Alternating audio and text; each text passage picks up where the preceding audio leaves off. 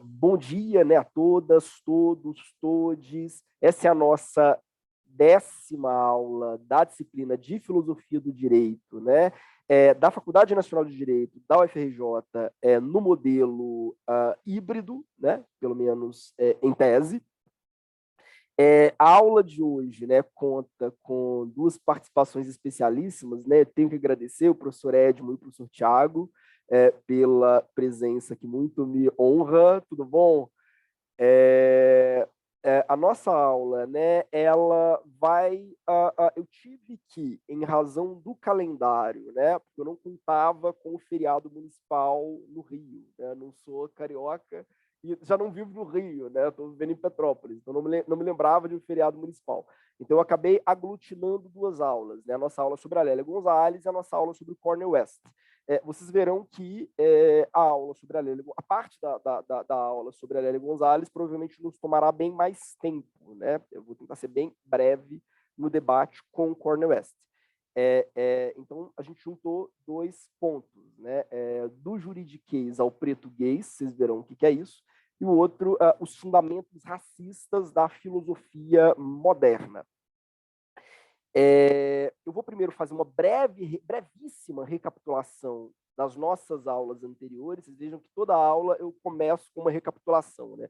Mas meu esforço é para que vocês vejam que apesar de todo o caos, né, há uma linha de coerência e de continuidade naquilo que a gente está falando, né? Primeiro ponto: filosofia do direito é um debate racional sobre o valor justiça. Nisso ela não se confunde, por exemplo, com a teoria do direito. A filosofia do direito ela tem uma pretensão que não é só descritiva, ela tem uma pretensão que é normativa. Quer dizer, ela não está discutindo simplesmente o que as pessoas acreditam que seja justo. Ela está discutindo se o que as pessoas acreditam que é justo é justo. Esse é um ponto que a gente precisa ter muito evidente, né? A filosofia do direito antiga e medieval parte de uma conceituação de justiça que é objetiva. Existe uma ideia de justiça que transcende as nossas crenças particulares. A gente viu isso com a Antígona, a gente viu isso com Dante, né? A filosofia do direito, quer dizer, isso está na base do justnaturalismo clássico. A filosofia do direito moderna, ela parte do pressuposto de que as nossas concepções de justiça são subjetivas. E sendo subjetivas, eu preciso criar estratégias para conciliar esses valores subjetivos em um sistema no qual as pessoas não se matam, né? Eu garanto a paz social e garanto que cada um busque a sua própria noção de felicidade de uma forma particularizada. As teorias contratualistas são um exemplo disso, né? Isso vai culminar no justpositivismo. E as filosofias do direito contemporâneas, elas são, de uma forma muito lata, né? Estou chamando de uma forma muito lata, muito ampla, de justculturalismo. Por que justculturalismo? Porque elas entendem que as nossas ideias de justiça são intersubjetivas, né? Ou seja, elas são culturalmente compartilhadas. Em certo sentido, elas são um reflexo, né, da tradição, das tradições civilizatórias, culturais, nas quais nós nos inserimos. Aí, bom, com base nisso, né, a gente viu, dentro da filosofia contemporânea, alguns movimentos, né? O primeiro foi o idealismo alemão, que vai entender, a gente viu Schelling, né, e tem um pouquinho do Hegel, que o ideal, existe um ideal de justiça compartilhado pela coletividade. Depois, com o marxismo, né, a gente viu a Rosa Luxemburgo, e com o movimento Negritude, a gente falou do Aimé Césaire, né, a gente vai ver que, na verdade, existem diferentes ideais de justiça conflitantes, que dependem de classe, raça, gênero, etnia, todos esses elementos incidem para que nós vivamos em uma sociedade no qual há, na verdade, diferentes concepções de justiça que estão em permanente enfrentamento. Então, o direito ele não é simplesmente o espelho de um ideal de justiça, de uma tradição com T maiúsculo, né? O direito é o resultado de uma série de conflitos permanentes internos a cada grupo humano, né? Eu estou indo muito superficialmente, né? E com o Levinas, né, o Levinas ele vai desenvolver, né, o filósofo que a gente viu na nossa última aula, uma contraposição entre a perspectiva grega, né, o ocidental, né, e a perspectiva judaica de mundo, como isso se reflete, né, em diferentes ideias de justiça. E o Levinas ele vai apontar para a tarefa, né, sobretudo depois de Auschwitz, né, depois do Holocausto, para a tarefa de resgatar concepções não eurocentradas de justo. Aí o Levinas, como um judeu lituano, vai tentar resgatar o que ele vai compreender que seja uma concepção semítica, né, de justiça. Mas ele abre, em certo sentido, um campo de problemas, né, que é a necessidade de entender como cada cultura tem uma racionalidade distinta e um ideal de justiça que acompanha, em certo sentido, essa racionalidade ou essa cosmovisão. Aliás, cosmovisão é perigoso, né? Porque o próprio Levinas vai criticar, quer dizer, um dos pontos que ele vai criticar é justamente a centralidade que a cultura ocidental dá à visão, né? Ele vai dizer, olha, outras culturas, como a cultura judaica e algumas culturas africanas, a cultura iorubá é um exemplo, elas primam pelo foco na escuta, sobretudo na escuta da palavra do outro, né? Elas não primam pelo foco na visão. As grandes metáforas, né, da cultura ocidental são metáforas visuais, né? As grandes metáforas para o ato de pensar, vamos dizer assim. Teoria, que é tipo teorem, né, contemplação, ideia, que vem de eidos, né, que é ver, inteligência, né, intus legere, né, que é ler dentro, a própria ideia de cosmovisão, né? O Levinas ele vai argumentar, a gente viu isso na nossa última aula, que por trás disso está uma ideia de que a minha relação primeira no mundo é a relação sujeito e objeto. Eu, o sujeito que contempla, e o objeto que é contemplado. E a gente precisa trocar essa lógica por uma lógica sujeito-sujeito, que está intrínseca aos povos que se orientam pela escuta. Muito abstrato, gente. Eu estou indo muito rápido, mas é porque realmente é só uma recapitulação do que a gente já viu. Só para realmente vocês conseguirem acompanhar o fluxo, né, o fio da meada.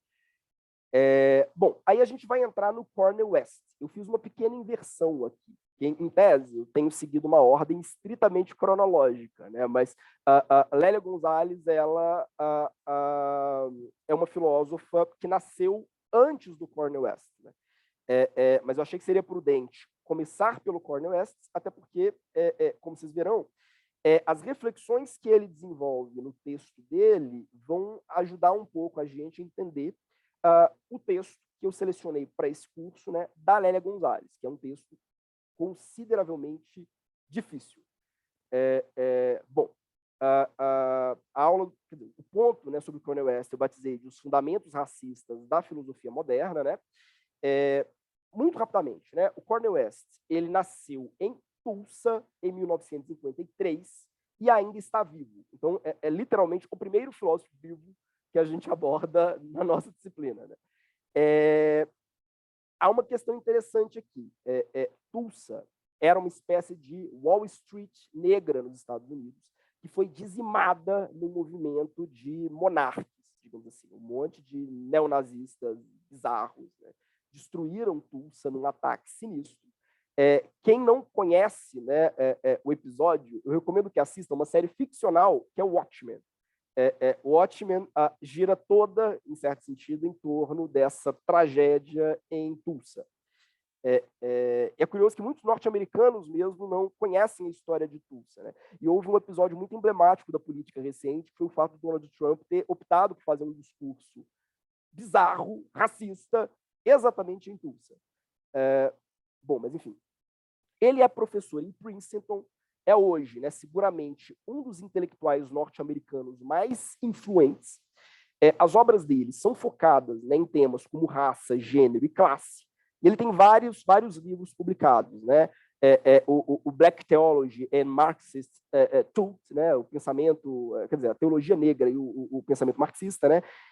Beyond Eurocentrism and Multiculturalism, quer dizer, para além, né, do eurocentrismo e do multiculturalismo, e um que eu acho particularmente interessante, né, aí por razões pessoais, que é O Futuro do Progressismo Americano, uma iniciativa de reforma política e econômica, que ele escreveu com o professor Roberto Mangabeira Unger. Então, é uma figura que escreve com vários colaboradores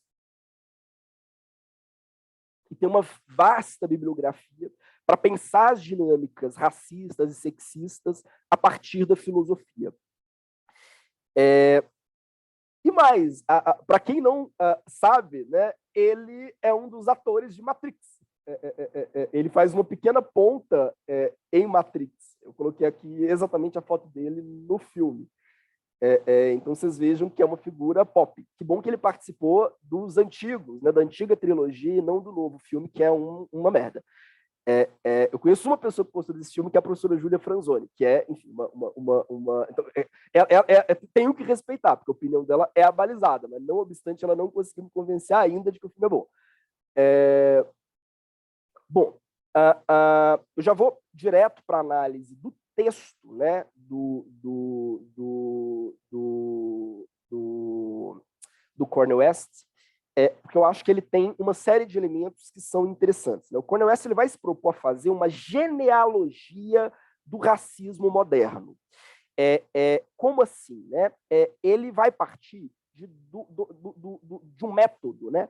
De uma forma de análise filosófica desenvolvida fundamentalmente por dois filósofos com quase 100 anos de distância, né? Que é o Nietzsche e o Foucault. Tanto Nietzsche quanto Foucault, aliás, eu amo essa charge, é do N. Johnson e Michel Foucault. Eu já fiz uma brincadeira com os meus alunos. Eu troquei numa aula qualquer uma foto do Foucault por uma foto do tio Chico.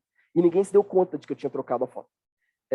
Eu não, porque eu estou aqui mostrando uma foto do Foucault. Não, realmente, né? Olha como o Foucault era um cara interessante. Não, realmente. Ninguém notou que era o tio Chico e não o Foucault. Mas a genealogia é um método, né, que o Nietzsche e o Foucault vão desenvolver para mostrar o seguinte: muitas vezes, determinadas ideias e teorias que a gente acha que se desenvolveram de uma forma lógica, racional, coerente, né, na verdade, elas surgem do caos, elas surgem de conflitos absolutamente contingentes, particularizados, de interesses muito, muito, muito mesquinhos. A gente tem a sensação, isso acontece muito em história do direito e também em história da ciência, né? A gente tem a sensação de que os conceitos que a gente utiliza hoje são o resultado de um processo evolutivo de ideias. O que a genealogia vai mostrar é que, na verdade, muitas vezes os conceitos que a gente emprega, eles resultaram de coisas as mais triviais, assim, de bobagens, às vezes de preguiça, né? Eu gosto sempre de dizer, né, que para mim não tem nada mais engraçado. Às vezes está lá os ministros do STF brigando por uma decisão qualquer. Eles não conseguem entrar em um consenso sobre, sei lá, prisão em segunda instância. Pode ou não pode prender em segunda instância. Aí você tem uma ministra com dor de barriga. É uma ministra que está com uma puta dor de barriga. Ela fala, olha, eu queria até votar contra a prisão em segunda instância, mas eu estou com muita dor de barriga, então eu vou votar a favor, sai correndo para o banheiro, fala, não, concordo com tudo que o relator disse, né? Sai correndo para o banheiro para conseguir terminar aquilo ali rápido. Né? E no dia seguinte, todos os manuais de direito já estão apresentando aquela decisão como se fosse super lógica e racional, como se fosse o produto de uma longa discussão coerente. Né? O que a genealogia faz é resgatar esse caos. Ela vai dizer, olha, frequentemente as nossas ideias elas surgem em contextos bizarros. Né? O Nietzsche ele faz isso no Genealogia da Moral. O que o Genealogia da Moral, essa obra do Nietzsche, ela vai fazer? Ela vai dizer, olha, boa parte dos grandes valores que a cultura ocidental prega, né, como grandes valores morais, o bem, a justiça, a beleza, elas são resultado de conflitos, sobretudo conflitos entre a classe aristocrática militar e a classe religiosa, sacerdotal, né, por poder. Ele vai dizer, olha, isso, a humildade, por exemplo, olha, o que a gente considera que é uma pessoa humilde, ou a caridade, né, é uma estratégia de grupos sacerdotais para combater uma virtude que as camadas nobres, aristocráticas, lá na antiguidade, achavam que era a grande virtude, que é a honra, a nobreza, enfim. Então, o Nietzsche ele faz esse tipo de procedimento. Né? Outras obras dele também desenvolvem esse tipo de ideia. Quer dizer, ele vai mostrar, por exemplo, que a nossa concepção ocidental de verdade, né, de verdade com V maiúsculo, né, a verdade, ela é o produto de uma série de erros históricos, digamos assim. uma série de tensões históricas. O Foucault vai se apropriar disso para pensar uma série de instituições políticas e jurídicas. Talvez o grande exemplo disso seja vigiar e punir. Por exemplo, a gente acha que a história do direito penal é uma história evolutiva no qual, gradualmente, a punição vai se humanizando. Então, hoje, as punições são mais humanas do que há 100 anos atrás, do que há 150 anos atrás. Nós, gradualmente, lendo, sei lá, Beccaria, ao longo dos anos, né, nós gradualmente nos sensibilizamos para o sofrimento do outro e abandonamos as punições bárbaras, né, em prol de um projeto, né, que é de punições mais justas, mais adequadas. Né?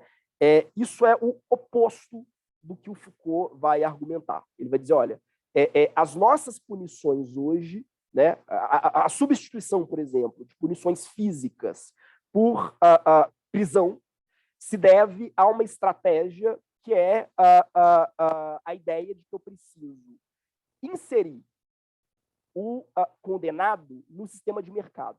Ele precisa se tornar produtivo, digamos assim.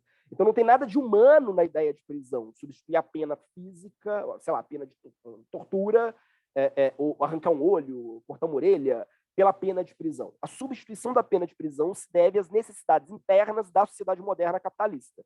Eu preciso de mão de obra barata, eu preciso de uma instituição para educar essa mão de obra barata e para disciplinar essa mão de obra barata. Então, a gente reinventa a prisão como a principal forma de punição. Então, você vai ser punido, você não vai pagar uma indenização, eu não vou cortar a sua orelha, eu não vou furar o seu olho, eu não vou arrancar o seu braço. Eu vou te colocar 20 anos numa prisão, no qual você vai aprender a trabalhar, eu vai ser naquele espaço obrigado a fazer trabalhos forçados. É um pouco isso. Ele vai dizer, olha, mesmo aquilo, né, que a gente acha que é um processo de humanização no direito, se deve a interesses mesquinhos, né? Se deve a relações de poder muito concretas. Né? Vocês pegam o direito constitucional, isso é muito engraçado, né? Nós frequentemente lemos o direito constitucional assim, né? Não, você tem um Estado liberal, depois o Estado social, e agora o Estado democrático de direito, que sintetiza o que há de melhor no Estado liberal e no Estado social, né?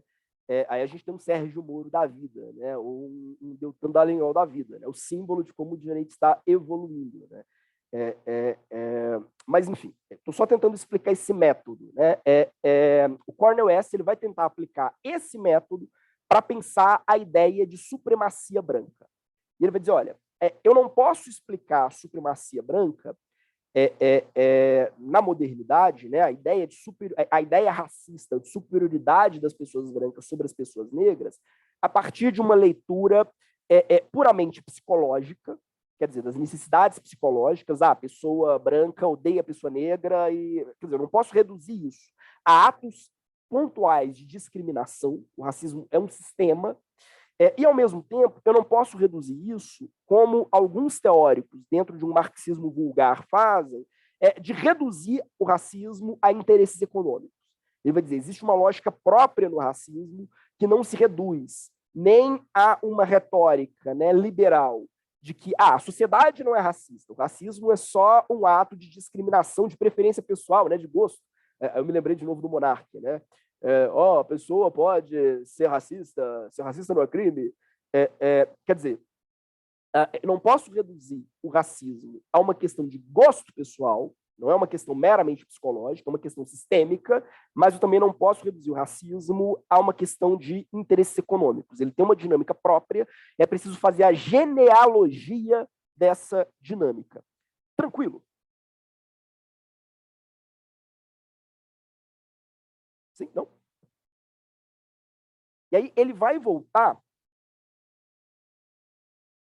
a um ponto que a gente viu, em certo sentido, na aula passada com o Levinas.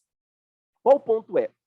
Ele vai dizer que o pensamento ocidental moderno é marcado pelo primado da observação. Como assim, primado da observação? A revolução científica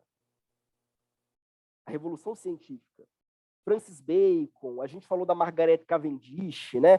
Todo esse processo de fortalecimento da tecnociência na modernidade. A revolução científica, Galileu, Newton, né? Toda essa galera. A revolução científica, a transformação cartesiana da filosofia. O que é a transformação cartesiana da filosofia? É a ideia de que, no fundo, o sujeito cria a própria realidade por meio da razão. Quer dizer, eu, enquanto sujeito, eu crio as minhas teorias sobre a realidade me valendo da razão.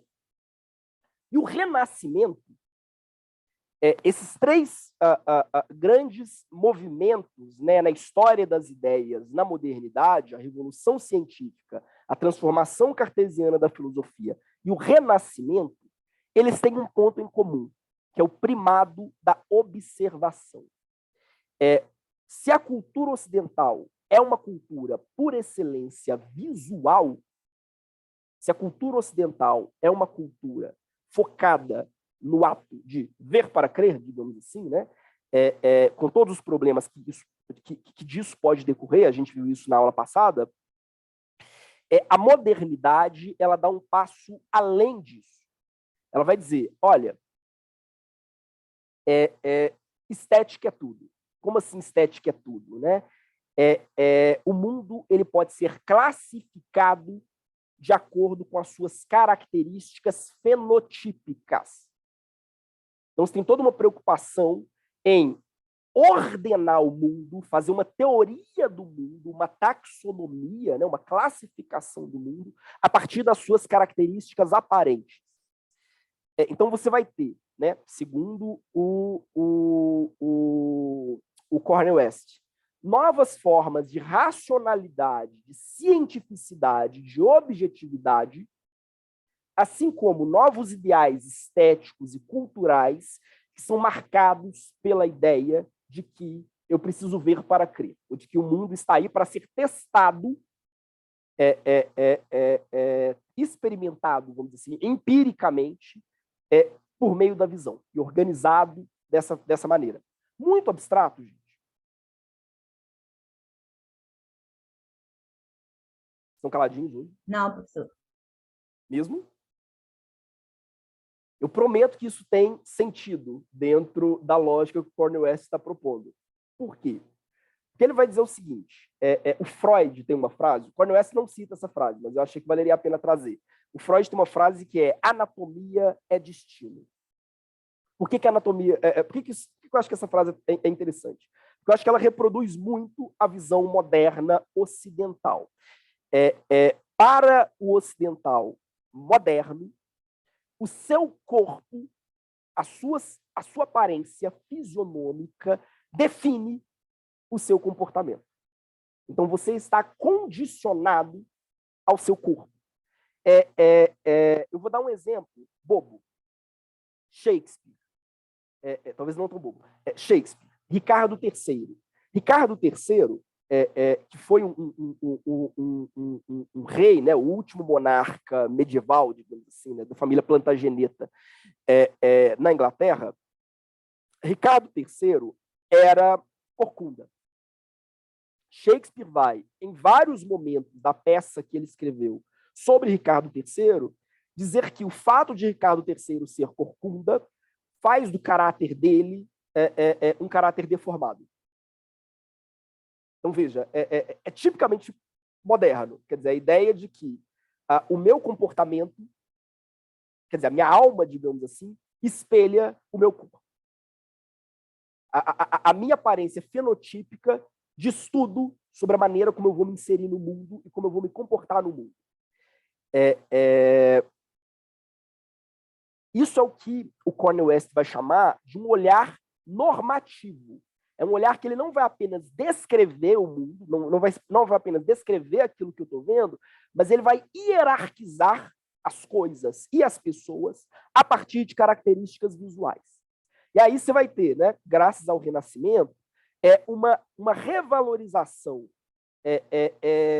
da estética clássica, né, dos valores clássicos de beleza, de proporção e de forma humana, entendendo que isso é o ideal e tudo aquilo que varia em relação a esse modelo é uma espécie de deformação. O que é o auge da fisionomia humana? É a beleza grega. Esse formato fisionômico é o modelo ideal do que um ser humano deve ser. E, por conseguinte, né, a cultura grega seria o padrão cultural clássico, né, de moderação, de autocontrole, de autonomia, um corpo bem proporcionado, de acordo com esse modelo aqui, resultaria em uma alma bem proporcionada. Quer dizer, um corpo que atende à forma grega, né, fenotípica, vai resultar em uma alma que seja ela própria marcada pela moderação, pelo autocontrole e pela autonomia. Eu acho muito engraçado, aí só para fazer um adendo, não sei se eu cheguei a falar disso na aula dos gregos, há uma razão, não sei se vocês sabem, para que os membros das estátuas gregas sejam tão pequenos. Não é porque necessariamente os homens gregos são assim na prática, então não se desesperem, meninas. Se forem viajar para a Grécia, vocês podem se divertir. Gente, brincadeira. Porque para o grego,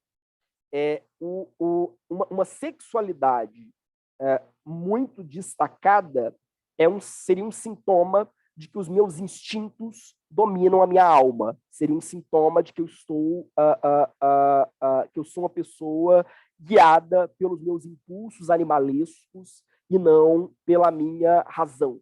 Então, para os gregos, o ideal de beleza é um pênis pequeno, o que ele simboliza é equilíbrio e integridade moral. Se vocês observarem, há várias estátuas gregas em que os sátiros, né, sátiros são aqueles homens bode, né, em que os sátiros eles têm pênis enormes. Né? Por quê? Porque o sátiro é a ideia de um homem animalesco. Quer dizer, realmente a ideia de um homem dominado pelas suas pulsões animalescas. Se um grego ele queria descaracterizar um indivíduo, sei lá, eu quero fazer uma estátua, uma pintura num vaso de cerâmica e eu quero debochar de um inimigo, eu faria com um pênis grande. Isso quer dizer, hoje o inimigo se sentiria lisonjeado, né? Nossa, obrigado. Na Grécia, não, era uma forma realmente de ofender alguém, você desenhá-la ou retratá-la com um membro grande.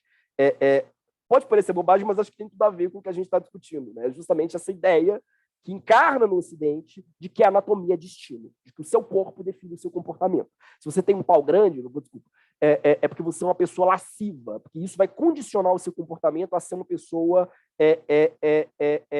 animalesca, violenta, egoísta.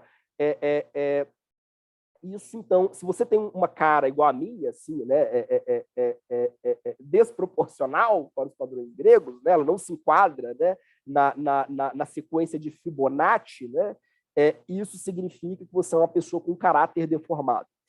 Isso é intrínseco à lógica ocidental. Né? O Carlos Moore ele vai chamar isso de fisionomicentricidade, ou algo do gênero. Eu tenho discordâncias em relação ao Carlos Moore, porque eu não acho viável falar em racismo antes da modernidade. Realmente acho que ele exagera um pouco, e aí ele acaba descolando duas questões que devem ser pensadas em conjunto: racismo e capitalismo. Racismo, capitalismo e colonialismo. Se você descola isso, você vai você acaba se enveredando por um caminho que me parece muito arriscado, né? De que é possível um capitalismo crítico racialmente, né? De que é possível pensar numa alternativa black money, né? É possível pensar numa alternativa de justiça racial dentro do capitalismo. Para mim não é possível. Mas dito isso, né? Então essa obsessão, a Polina falou, né, faz sentido na lógica grega. Essa obsessão, né, do Ocidente pelo fenótipo, por aquilo que se mostra, por aquilo que aparece, que pode ser descrito objetivamente, né, ela vai levar a uma série de categorias classificatórias na história natural. Né? E aí você tem uma inversão. Por que uma inversão? E aí, só para emendar a minha crítica ao Carlos Moore, né? Você tem uma inversão. que não é bem uma crítica. Quem sou eu para criticar o Carlos Lupe, né? Pelo amor de Deus. Seria muito pedante da minha parte. A antiguidade, ela vai entender que as diferenças fenotípicas são baseadas na cultura. Você pega, por exemplo, textos da antiguidade sobre os etíopes. Você pega Hesíodo, por exemplo. Hesíodo fala... Hesíodo, tô doido. Heródoto. Você pega Heródoto, né, o pai da história. Heródoto vai descrever os etíopes. Ele vai entender que, se essas pessoas são mais escuras, né, é muito engraçado. Se essas pessoas são mais escuras, é porque elas comem mais comidas escuras. Se essas pessoas elas têm mais pelos, é porque elas comem kiwi. Já ouviram falar do homem kiwi, né? Peludo por fora, gostoso por dentro. Não, é porque elas comem mais kiwi. Na modernidade, a gente tem uma inversão. É a ideia de que as diferenças culturais se baseiam no fenótipo. Mais do que isso, né? Eu acho que a gente até chegou a falar disso, né? Aliás, não me lembro se eu falei disso. Foi aqui ou foi em outro espaço? Não, foi aqui. Na aula sobre a Messezerra. Né? Pessoas negras serão pessoas necessariamente fleumáticas, né? Então, o comportamento delas será um comportamento passivo e disposto a receber ordens. Pessoas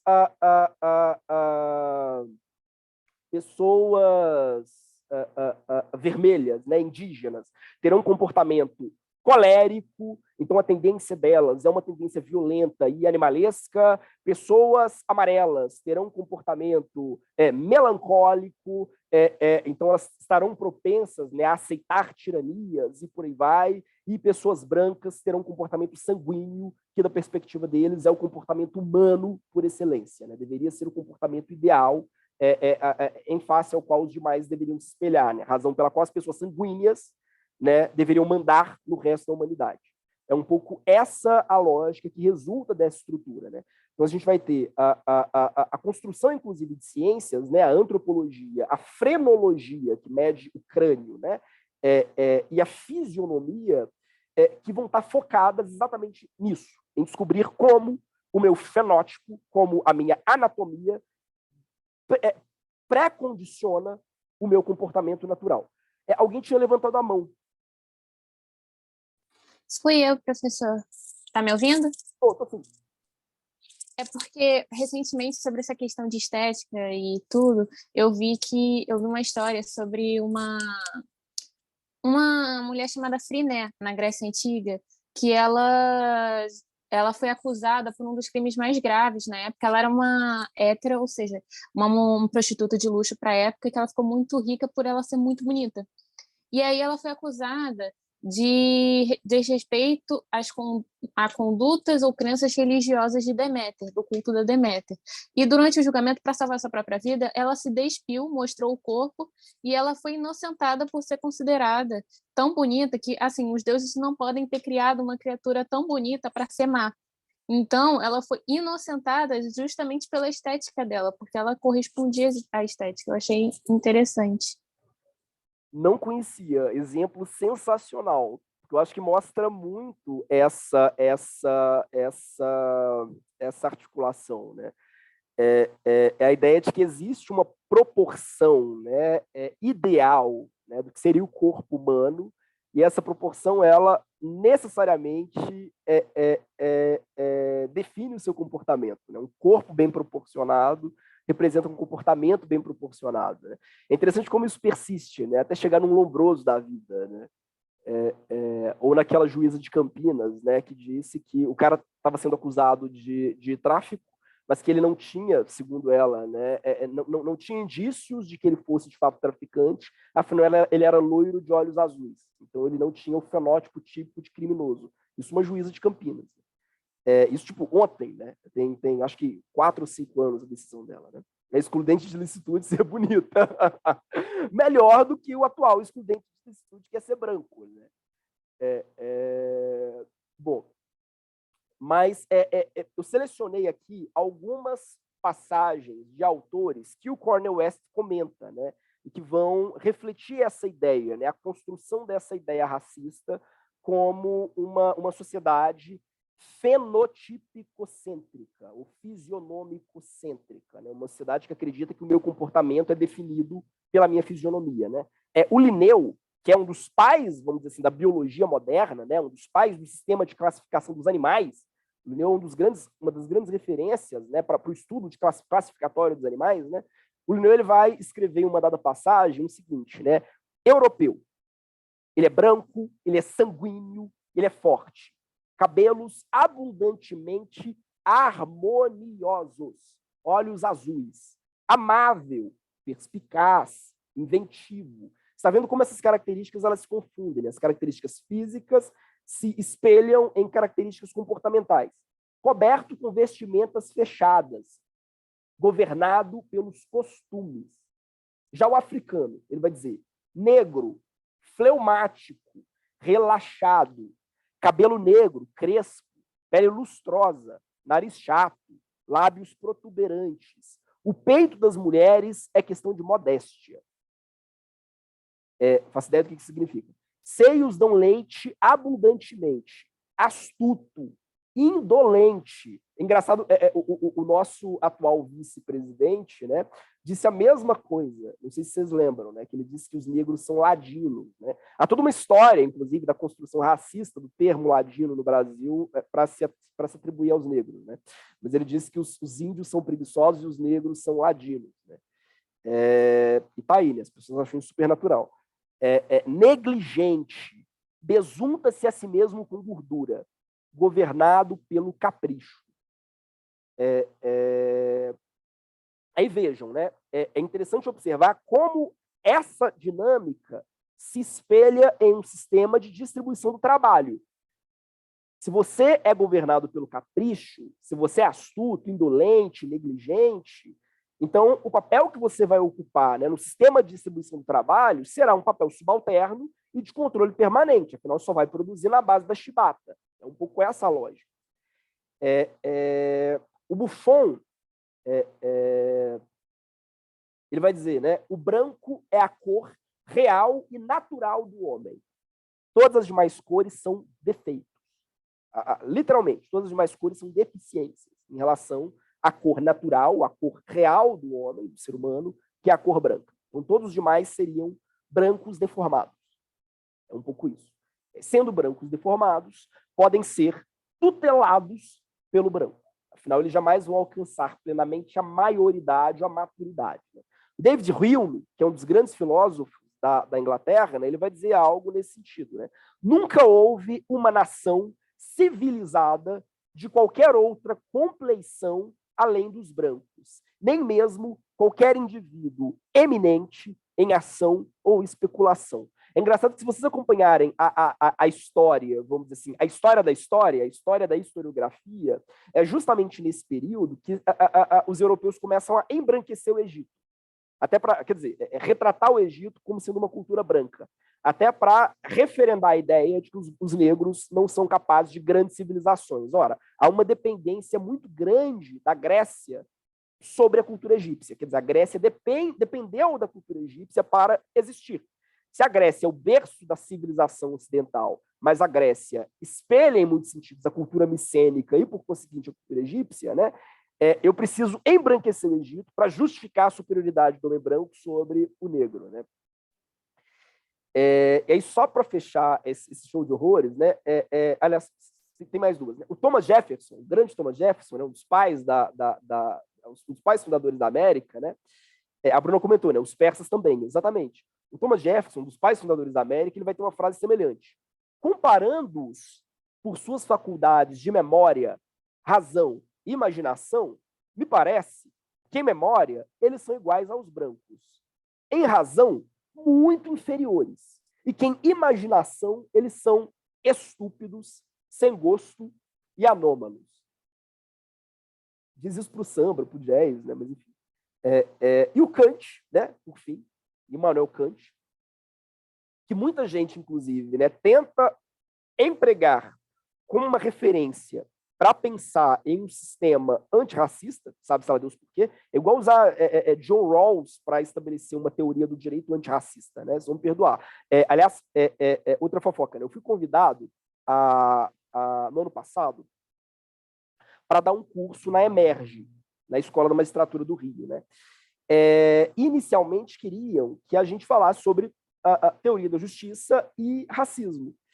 E me perguntaram, olha, você poderia dar um curso sobre John Rawls e racismo? Eu falei, posso, para dar um curso para dizer por que John Rawls é um cretino racista. Isso eu posso.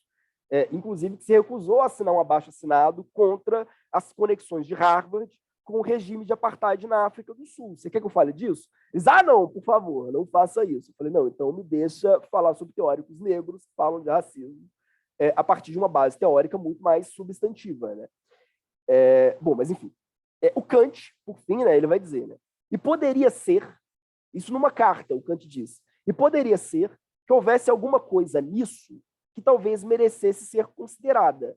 Mas, em resumo, esse sujeito era completamente negro, da cabeça aos pés. Uma clara prova de que o que ele disse era estúpido.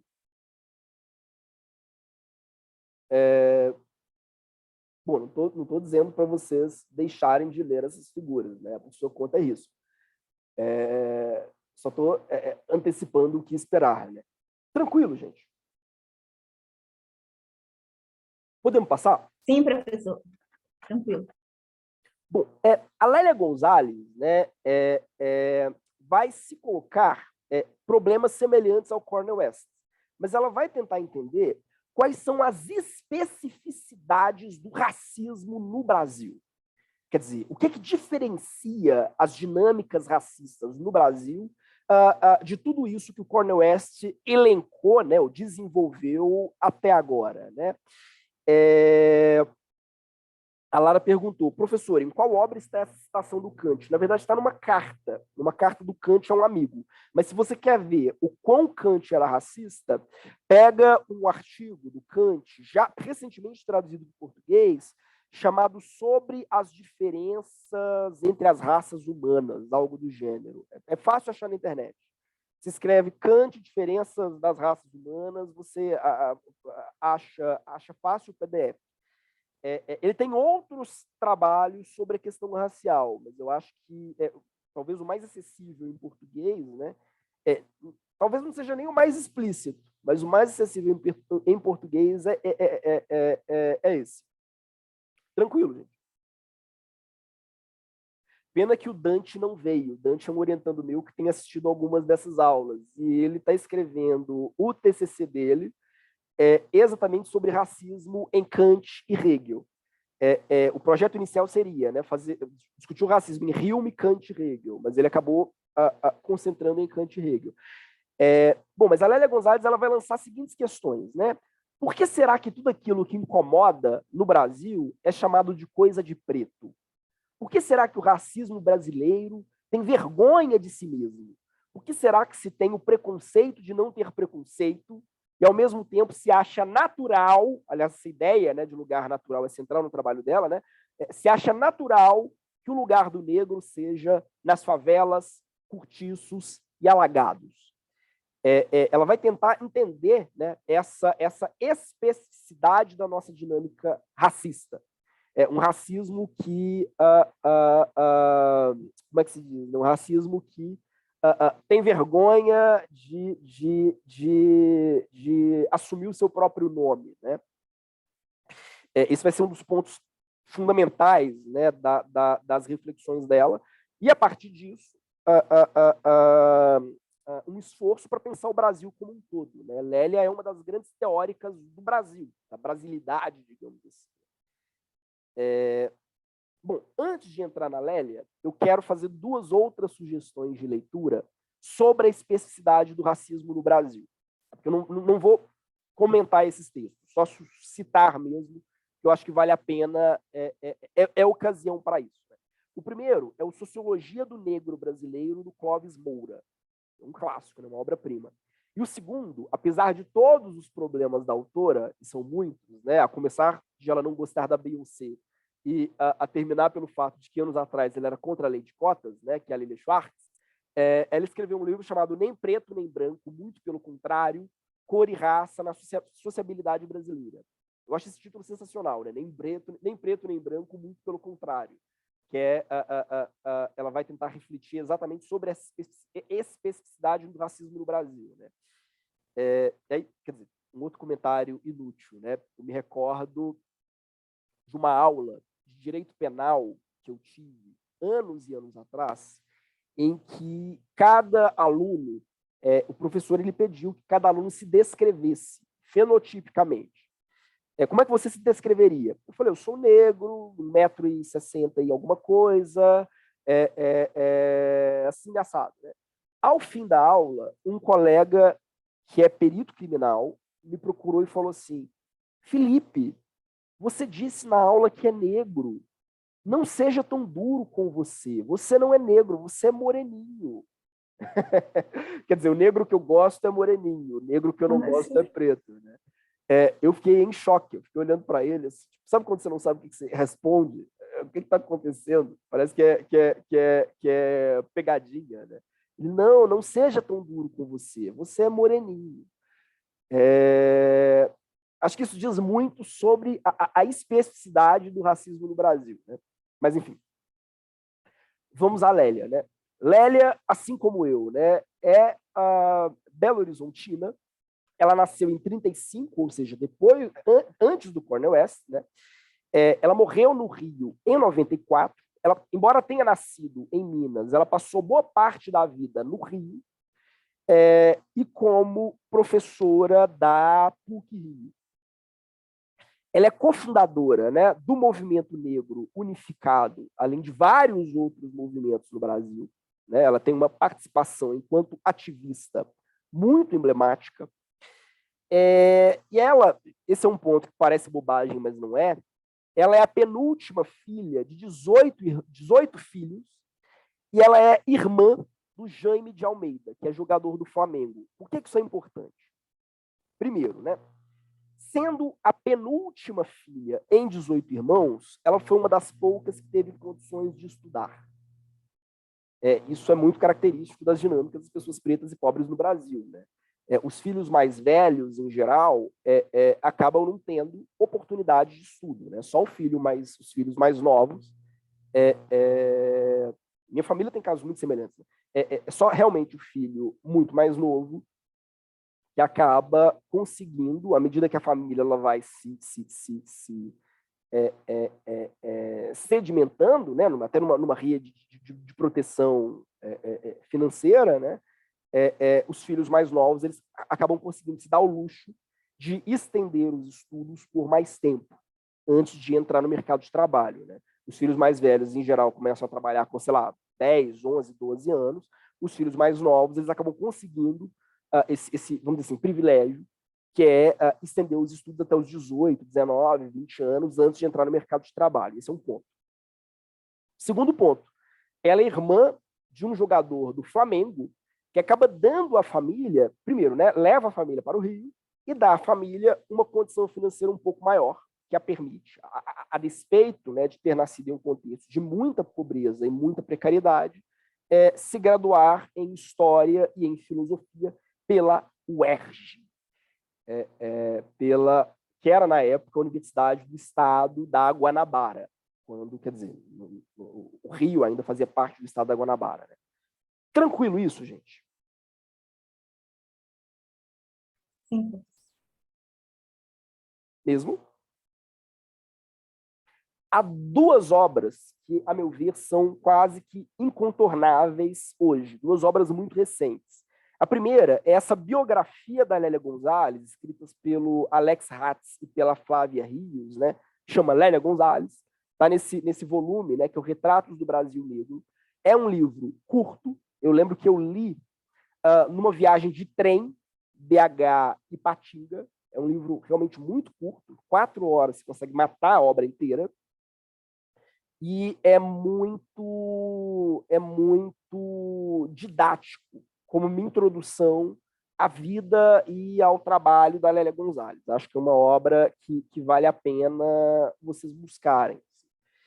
Eu lembro que eu comprei ela muito barata para o Kindle na Amazon. E uma outra obra, que vocês podem inclusive encontrar pirata, né, é esse Lélia Gonzalez, Primavera para as Rosas Negras, que tem o objetivo de compilar todas as obras dela que foram publicadas ao longo da vida. Porque ela tem só 3 livros escritos, tem só 3 livros publicados. mas ela tem vários artigos esparsos publicados. Ela escreveu muito, vários artigos, sobretudo artigos de intervenção em temas políticos muito específicos, né? Ela, na condição de filósofa, na condição de intelectual pública, interferiu, né, frequentemente em debates brasileiros, inclusive em debates culturais, né? Ela tem textos sobre o Ilê na Bahia, ela tem vários textos, né, de intervenção que como é que eu vou dizer? A busca desse material acabava sendo muito difícil. Então, fizeram realmente um compilado da obra dela nesse Primavera para as Rosas Negras. É muito saboroso, assim, vale realmente a leitura. Aliás, é muito interessante, né? Nós falamos hoje, né? A gente fala pouco sobre Lélia Gonzalez, e o pouco que a gente fala é mais sobre a vida do que sobre a obra dela. Eu acho que há pouca análise específica. Por exemplo, é muito comum você encontrar trabalhos discutindo questões muito pontuais no trabalho de um Dworkin, por exemplo. Sei lá, vamos debater o juiz Hércules na maneira como ele é retratado no pé de página do Império dos Direitos, né? Mas uma autora muito mais interessante, né? E mais robusta, vamos dizer assim, do que o Dworkin, que a Lélia Gonzalez. A gente não faz isso, né? A gente fala dela de uma forma muito genérica, mas acaba não fazendo esse tipo de análise, que é fundamental para que a obra de um autor se dissemine, né? E seja lida, que é esse trabalho quase que de formiguinha, que é de analisar aspectos pontuais e conceituais do seu sistema teórico. Isso ainda está por ser feito, diria, em relação a Lélia Gonzalez, né? Eu acho que a publicação desse Primavera para Rosas Negras é um passo importante para isso, né? Até para permitir estudos monográficos sobre questões específicas no trabalho dela. Tranquilo, gente? A Poliana comentou, né? Um livro muito rápido mesmo. Sim, é de fácil leitura e muito, muito didático, né? Um dos pontos cruciais do trabalho da Lélia Gonzalez, né? Não é à toa que muitos a consideram uma precursora do feminismo interseccional, é a relação entre divisão racial e sexual do trabalho.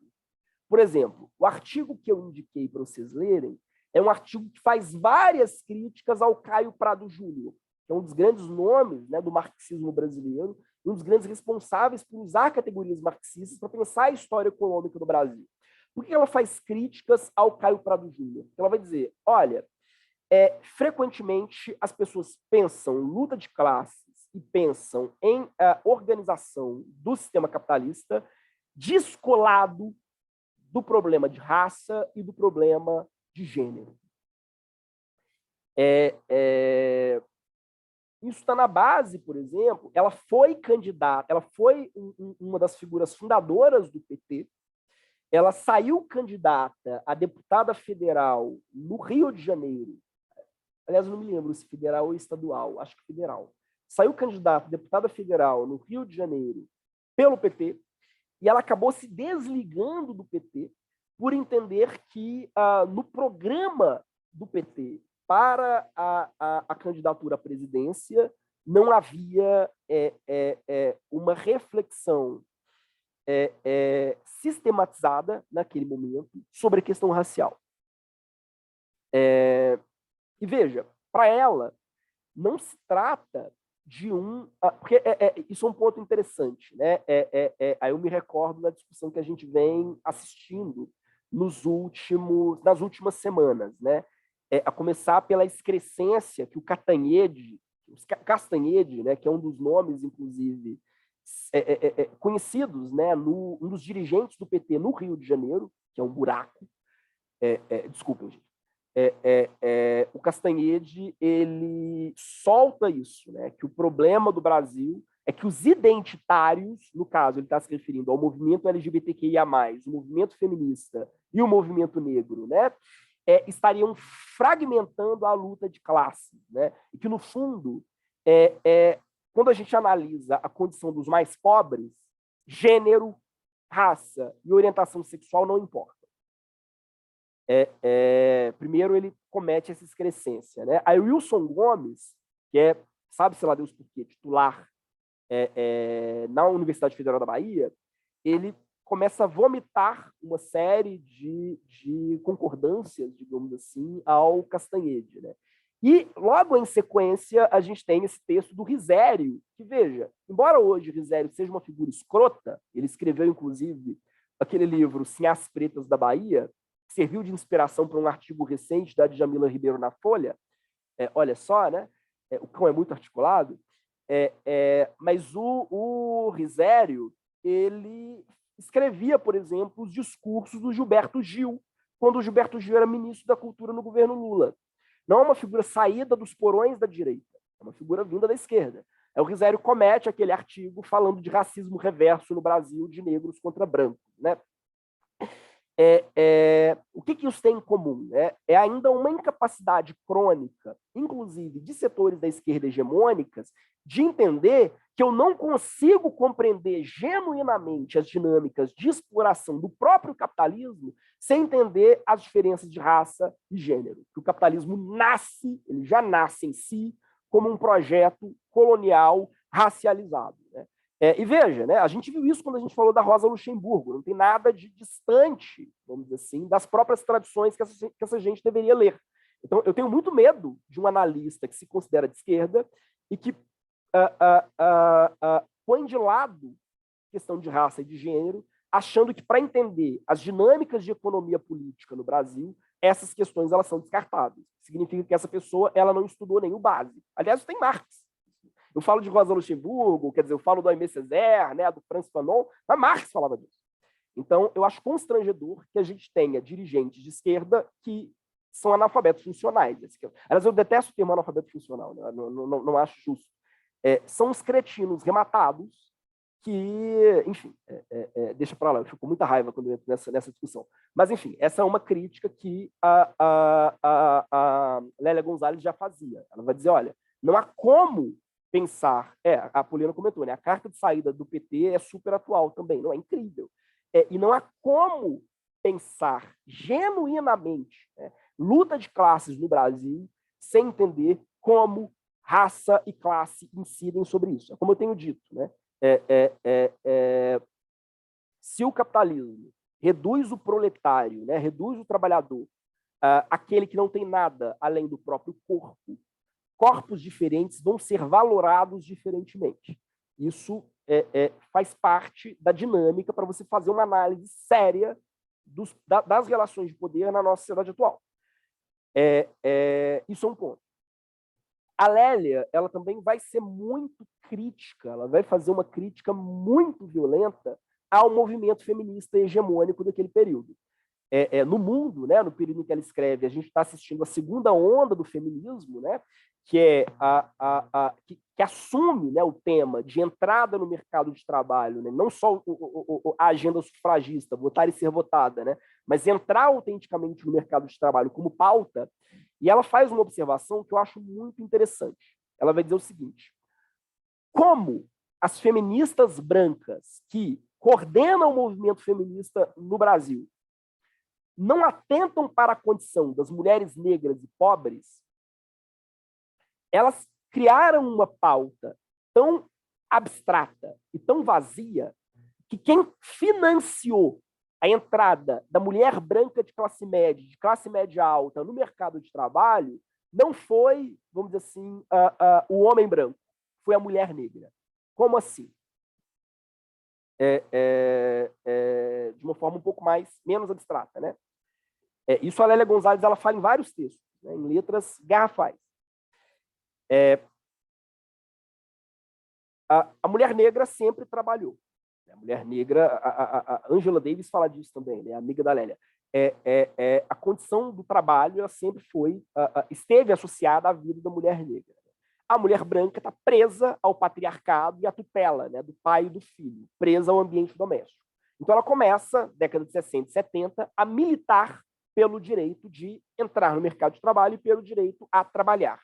Mas, ao invés de, no Brasil, essa discussão ter sido Vejam só, ao invés de no Brasil essa discussão ter sido precisamos repensar a própria sistemática do ambiente doméstico, a sistemática do casamento, a sistemática da estrutura familiar, para deixar de acreditar que o papel da mulher é sempre um papel de cuidado dos filhos, de cuidado do marido, que a mulher é uma espécie de prisioneira, uma espécie de escrava doméstica dos filhos e do marido, ao invés de fazer isso e dizer, olha, precisamos combater um sistema patriarcal, atrelado a uma lógica capitalista de divisão sexual do trabalho, né? Que entende que cabe naturalmente à mulher o trabalho de cuidado dos mais vulneráveis, né? Acho que todo mundo que tem um irmão menor ou um parente doente, toda mulher sabe disso, né? Que ela acaba sendo empurrada pela família para essas funções de cuidado. Ah, você tem 12 anos, você vai cuidar da sua avó cadeirante, enquanto seu irmão joga videogame e toca bronha. Ou você vai cuidar dos seus irmãos mais novos e do seu irmão mais velho, né? Você que vai fazer comida, vai limpar a casa, né?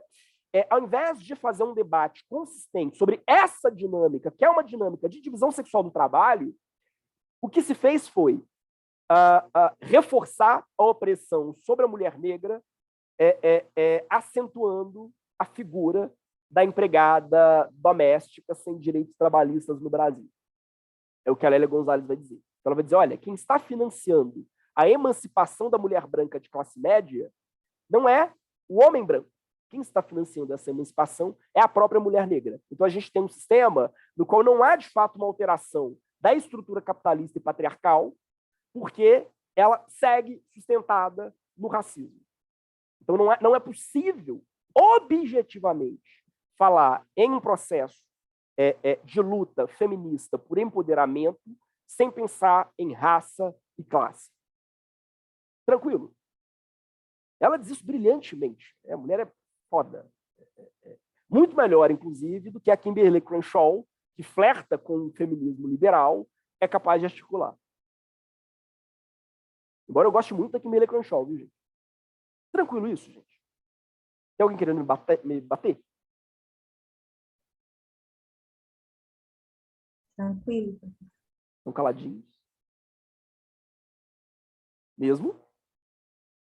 Mesmo. Ninguém ofendido? Não. Prossegue, tá ótima a discussão. A terceira crítica dela vai ser ao movimento negro hegemônico. Que ela vai dizer, o movimento negro hegemônico no Brasil é um movimento androcêntrico. É um movimento centrado no protagonismo de homens negros. E mais do que isso, frequentemente as necessidades das mulheres negras são jogadas para debaixo do tapete ao argumento de que, caso elas fossem pautadas cedo, isso roubaria, vamos dizer assim, espaço para o homem negro. Então tem sempre um discurso de que, primeiro eu preciso garantir que o homem negro chegue a posições de poder, e quando ele chegar, a gente transforma o ambiente familiar, digamos assim, e altera as condições de vida da mulher negra. É uma espécie de hierarquização de opressões, né? O homem negro estaria à frente, né? É preciso que ele atue na vanguarda do movimento negro para ocupar determinados espaços, e à medida, né, que ele alcance a política, alcance posições de poder econômico, né, a gente pode repensar a própria situação da mulher negra dentro desse campo, né? Tem coisas muito objetivas que ela vai falar, né? Por exemplo, de dirigentes do movimento negro que eram profundamente abusivos com mulheres negras,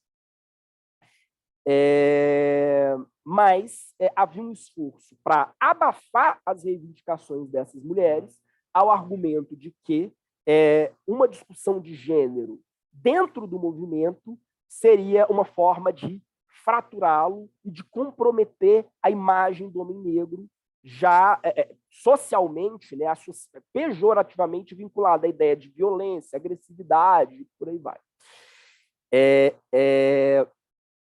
Ela cita vários casos nesse sentido também. Além de ser uma das teóricas que, de uma forma muito, muito sensível, vai criticar a ideia, vamos dizer assim, de... Não havia esse termo na época, né? Mas a ideia de black money. A ideia de que basta, né, Como tornar o Itaú mais inclusivo, né? Vamos fazer uma diretoria paritária, 50% dos diretores do Itaú serão não brancos. Ou como fazer a Folha de São Paulo mais inclusiva. Vamos chamar alguns intelectuais negros, eles vão servir como colunistas ou ombudsman da Folha, né? A despeito de ter toda uma estrutura de opressão que segue existindo internamente, né? O banco, por exemplo, quer dizer, e a despeito de você ter toda uma dinâmica de exclusão de pessoas negras pobres lá dentro. Né? Isso me lembrou de novo de uma coisa. Não sei se eu contei esse caso aqui em aula, vou contar, mas sem dar nome aos bois. Né? Eu tenho um conhecido, acho que eu não cheguei a citar esse caso. Né? Eu tenho um conhecido que fez uma sustentação oral no STF que era muito nociva, digamos assim, a pessoas pretas pobres. Por quê? Porque ela impedia que essas pessoas reivindicassem parcelamento de dívida em... Blá, blá, blá, blá. Não vou entrar em detalhes do tema, até para, enfim, vocês não saberem quem é. E ele é um homem negro. E ele comemorou efusivamente que a sustentação oral dele tenha vigorado no STF. Tipo, olha, pretos no topo, consegui ganhar uma causa que me rendeu alguns milhões, né? Eu, enquanto homem negro, fazendo sustentação oral no STF. Aí você fica pensando, poxa, falta realmente uma análise interseccional nesse discurso, né? Porque o sujeito está comemorando o fato de que pessoas negras não vão conseguir parcelar a dívida em um contexto de crise, foi no meio da pandemia, e as pessoas celebram isso como se fosse o auge da inclusão e do empoderamento. Né? Esse tipo de coisa, Lélia Gonzalez já sacava e já criticava há muito tempo atrás. Né? O Edmo comentou, né? Tem até gente que recentemente colocou a Lélia compulsoriamente para fazer propaganda de uísque. Né? Não, gente, eu caí na gargalhada quando eu vi essa propaganda. Tipo, a pessoa, né? A Djamila, vamos dar nome aos dois. A Djamila passeando, aí dizendo, né? Minhas ancestrais lutaram para que eu estivesse aqui, mas nós estamos conquistando espaços com base na solidariedade. Aí passa assim, a foto da Lélia Gonzalez atrás, assim, a foto de outras mulheres negras, né? Aí aparece, né? Johnny Walker. Falta óleo de peroba. Né? Desculpa. A mesma pessoa, diga-se de passagem, né, que na semana de break dos aplicativos, em que os entregadores de aplicativo fizeram uma mobilização contra, né, o sistema hiperexploratório, né, dessas empresas, né, então houve uma paralisação dos entregadores de aplicativos, ela fez uma propaganda para a Cabify. Mas tem uma outra que eu achei divertidíssima. Eu caí na gargalhada mesmo, esqueci de colocar aqui. Nossa, esqueci mesmo de colocar aqui. Que é um curso ministrado, uma pós-graduação lato sensu, ministrado por ela e pelo Karmal e pela Angela Davis. Eu tenho certeza que a Angela Davis não viu o card. Certeza absoluta que ela não viu a propaganda do curso, senão ela não teria participado. Tá assim, né? Os melhores nomes os melhores nomes no mercado dos direitos humanos. É uma coisa mais ou menos assim. Venha se capacitar para esse mercado com aulas dessas grandes referências do mercado. Eu falei, meu Deus, a mulher comunista! Como é que você tem a coragem, né, de fazer um banner, né, de propaganda para o curso, dizendo que é um dos grandes nomes do mercado?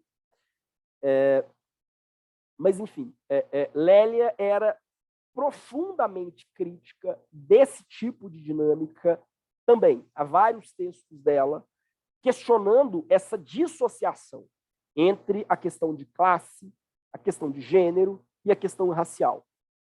Tranquilo, gente.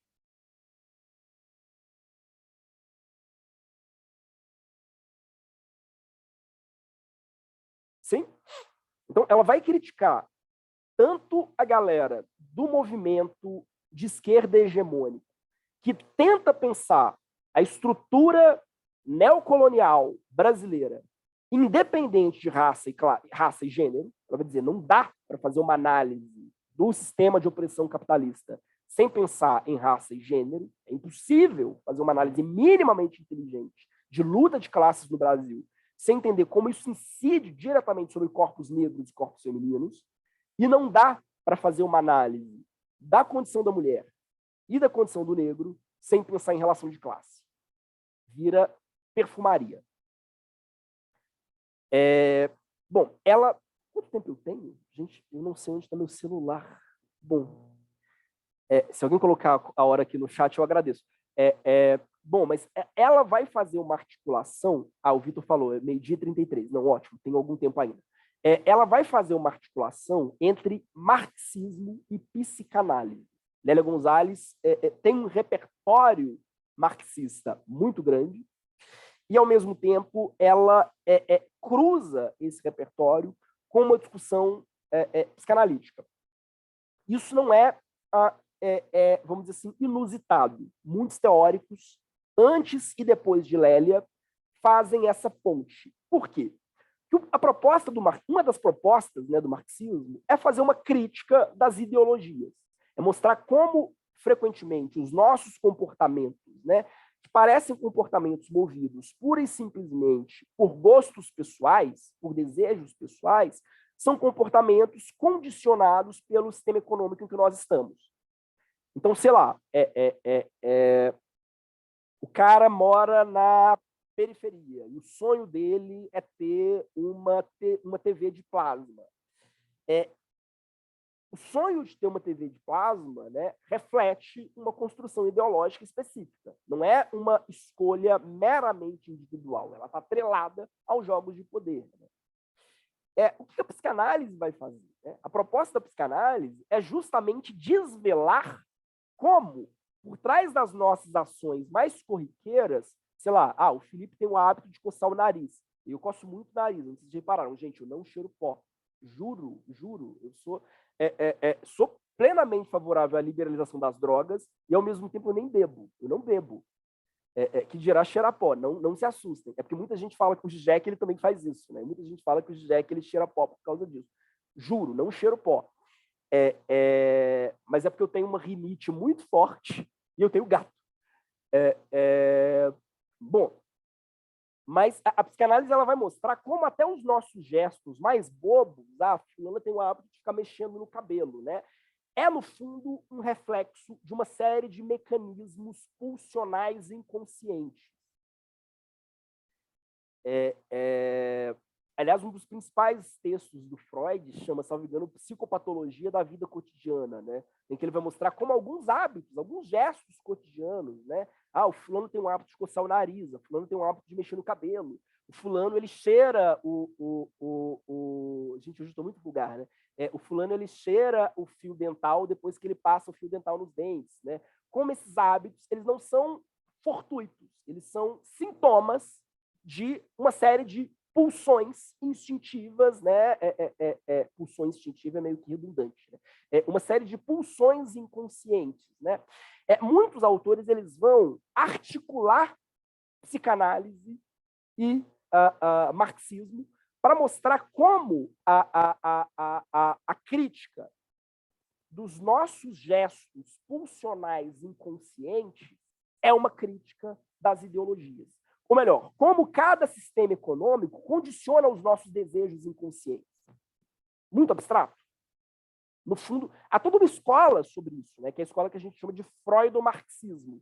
Passa pelo William Reich, pelo Erich Fromm. Né? Muito abstrato. Entendi melhor. Eu tinha dificuldade nesse ponto no texto dela, porque eu não conheço muito sobre psicanálise. Agora eu estou entendendo melhor. Tá mais tranquilo isso mesmo? Porque é um texto difícil. É engraçado porque, ao mesmo tempo, ela escreve em português, né? Então é cheio de gírias, né? Um texto fluido, mas é um texto, conceitualmente, um texto muito denso. Mas, no fundo, o objetivo é esse. Eles vão dizer, olha, todo o sistema econômico cria desejos. Não é possível diferenciar. O sistema capitalista sobrevive não só porque ele se baseia numa forma de opressão, mas porque ele gera certos desejos. A partir do momento, né, em que eu começo a acreditar que eu não tem como eu desejar uma transformação radical na sociedade, o máximo que eu posso desejar é virar um microempresário, isso é ideológico. No momento em que o cara começa a desejar, o cara negro, por exemplo, começa a desejar uma mulher branca para a esposa, esse desejo ele é atravessado por ideologia, não é uma escolha aleatória. A ideia, né, de que, por um lado, ou pelo contrário, né, a representação na nossa cultura de que a mulher negra é um objeto sexual, né, essa objetivação da mulher negra, não é uma escolha fortuita, isso é ideológico. Vocês pegam, vou dar um exemplo. O Mapplethorpe, já ouviram falar do Mapplethorpe? Mapplethorpe é um fotógrafo gay, muito conhecido, altamente subversivo, um cara muito interessante mesmo. Ele era amigo da Pat Smith, amigo de infância da Pat Smith, a cantora. Quem não conhece Pat Smith, ouça depois. Eu acho sensacional, sensacional. Mapplethorpe era amigo da Pat Smith. Gay, progressista, subversivo, vamos derrubar o sistema. Mas se você começa a analisar as fotografias dele, a imensa maioria das fotografias dele sobre homens negros são fotografias objetificantes. Se ele vai fotografar um homem branco, ele fotografa o rosto desse homem branco, sorrindo, contemplando a paisagem. Se ele vai fotografar um homem negro, ele fotografa da cabeça para baixo, quer dizer, do pescoço para baixo, sem roupa. Preferencialmente com o pênis ereto. Então, o desejo, né, é ideológico. É essa base dessa associação que vai render muitos frutos entre marxismo e psicanálise ao longo do século XX. Quer dizer, se eu vou fazer um debate sobre ideologia, a Angela Harris, que é uma teórica que eu gosto muito, né, da teoria crítica da raça, a Angela Harris, ela diz o seguinte: ideologia não é um sistema de ideias. Ideologia é um sistema de gerenciamento de desejos. Vou dar um exemplo bobo, muito bobo, muito bobo. Como ideologia e pulsão, instinto, como ideologia e pulsão inconsciente está atrelado, né? Meu avô, que Deus o tenha, era muito machista, extremamente machista. Era uma das pessoas mais machistas que eu já vi na vida, extremamente machista. E um sintoma do machismo do meu avô é que ele achava que só mulheres podiam cozinhar. O papel da mulher é cozinhar. O homem não cozinha. O papel da mulher é cozinhar. Por quê? Porque a mulher nasceu para essas funções de cuidado, da perspectiva dele. Pois bem, um belo dia ele foi almoçar na casa da minha madrinha e do marido dela.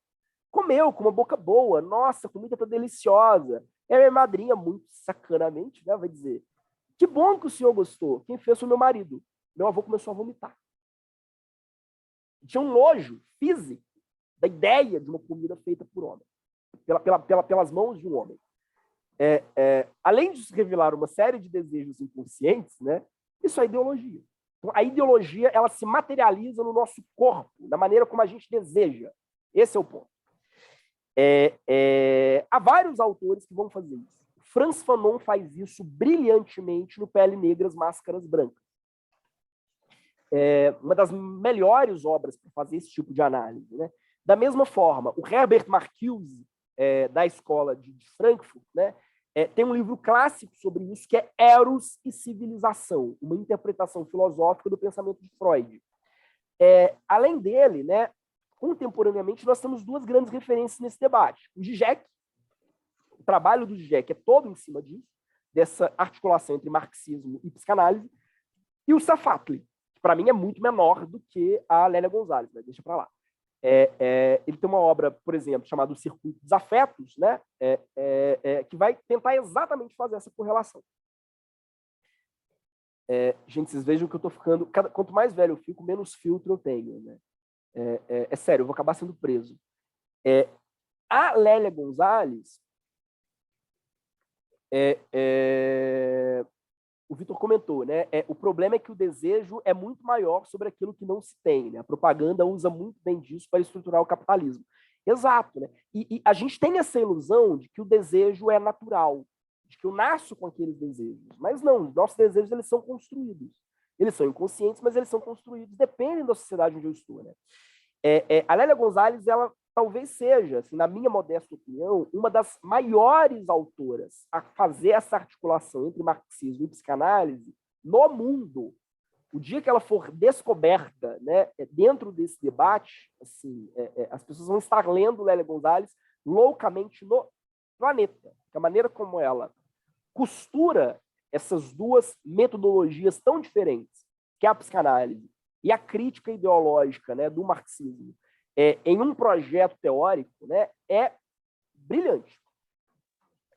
Ela vai partir de uma referência, né, que é a teoria da dependência. A teoria da dependência é uma versão marxista não dogmática, ou seja, naquele momento, né, quando a gente fala de marxismo não dogmático naquele momento, a gente está dizendo o marxismo não alinhado com a União Soviética, basicamente. Ela vai fazer uma teoria, a teoria da dependência, ela vai desenvolver um marxismo não dogmático para pensar a realidade específica da Latinoamérica, da América Latina, né? Então, ela vai tentar mostrar essa relação entre centro e periferia, ela vai tentar mostrar como, né, na periferia, né, nos países subdesenvolvidos, né, para usar essa expressão que a própria Lélia usa, né, naquele momento, que caiu em desuso, né? Como os países subdesenvolvidos, né, eles não são subdesenvolvidos simplesmente porque ainda não se industrializaram. Eles são subdesenvolvidos porque o capitalismo global precisa que eles sejam subdesenvolvidos, né? Ele precisa criar um exército industrial de reserva, né? Uma massa de desempregados, né? Eu preciso dessa massa de desempregados. E essa massa de desempregados, que jamais vão ser proletarizados, jamais vão ser plenamente inseridos no mercado, eles estão aí para isso, para não serem inseridos no mercado. Isso é um paradoxo, né? Qual é o papel hoje dos pretos pobres do sul global no capitalismo? O papel deles é não serem plenamente inseridos no capitalismo. A função deles dentro do capitalismo global é não estarem, em certo sentido, no capitalismo global, né? É para isso que eles existem, né? A teoria da dependência ela vai fazer uma longa reflexão sobre isso, vai resultar no CEPAL, por exemplo. Você tem todo um movimento de marxismo crítico na América Latina, baseado na teoria da dependência. A Lélia, ela parte da teoria da dependência e da psicanálise lacaniana, que é uma psicanálise pós-moderna, né, digamos assim, né, para usar nesses termos. Muito focada na questão da linguagem. Você vê que a análise da linguagem é chave no pensamento da Lélia, né? Ela vai falar de significante, há toda uma preocupação com a maneira como as nossas pulsões se revelam no discurso, na prática discursiva. Ela tem até uma frase que eu acho muito legal, não é dela, né, é do Miller, mas ela cita nesse artigo, né? Psicanálise e lógica. Uma se funda sobre o que a outra elimina. A análise encontra seus bens na lata de lixo da lógica. Eu vou analisando os símbolos de uma cultura para tentar, os símbolos no discurso, né, oficial de uma cultura, para tentar entender quais são aqueles instintos inconscientes que essa cultura esconde. Porque esses instintos são ideologia. Muito abstrato, gente.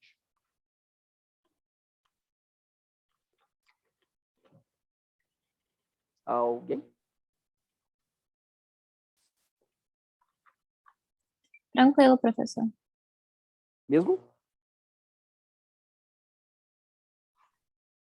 Bom, aí a Lélia ela vai, né, tentar articular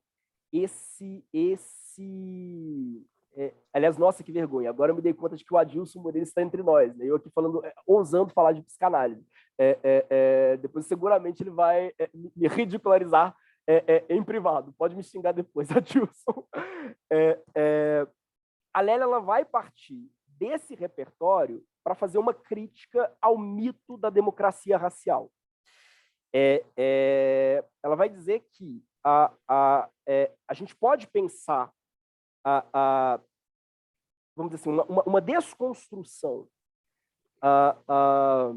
da ideologia subjacente ao mito da democracia racial a partir da condição da mulher negra, a partir da relação entre raça e gênero, né?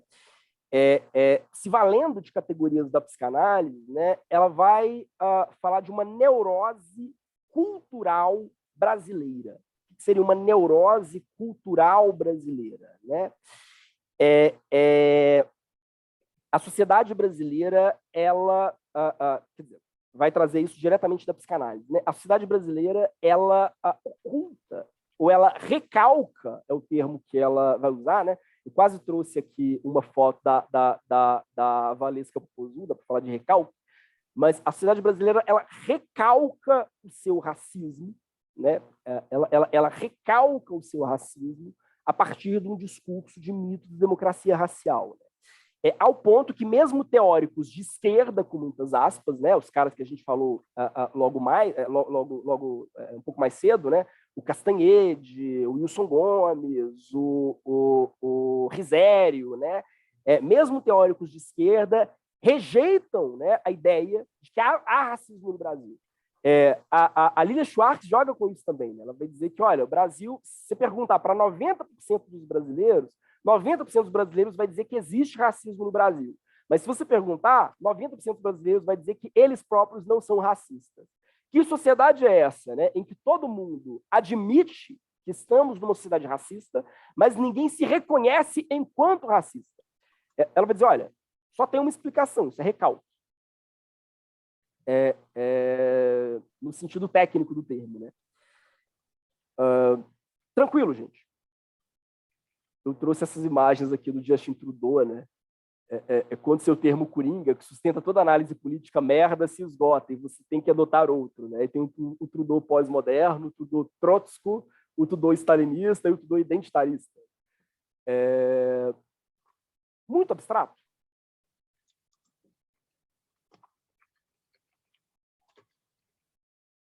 Olá? Alguém? Não? Então ela vai fazer, né? Reitero, uma análise a partir desses dois repertórios, né, que é a psicanálise lacaniana e a Freud e Marx, ela vai tentar fazer uma análise do mito da democracia racial no Brasil. E aí, ela tem uma passagem que eu acho muito interessante, né, para descrever como essas pessoas pensam, né? Racismo no Brasil, quem foi que disse? Isso é coisa de americano, parece o Risério escrevendo. Aqui não tem diferença, porque todo mundo é brasileiro, acima de tudo, graças a Deus. Preto aqui é bem tratado, tem o mesmo direito que a gente tem.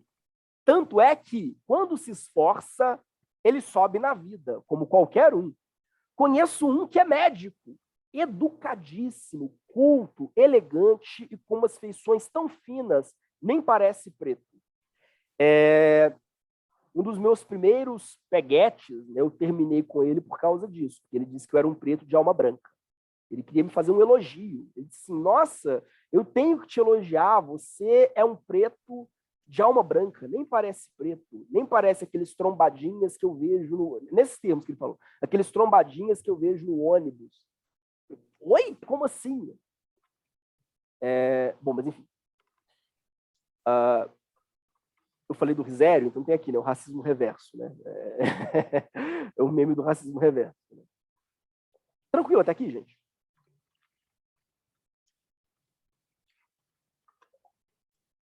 Sim?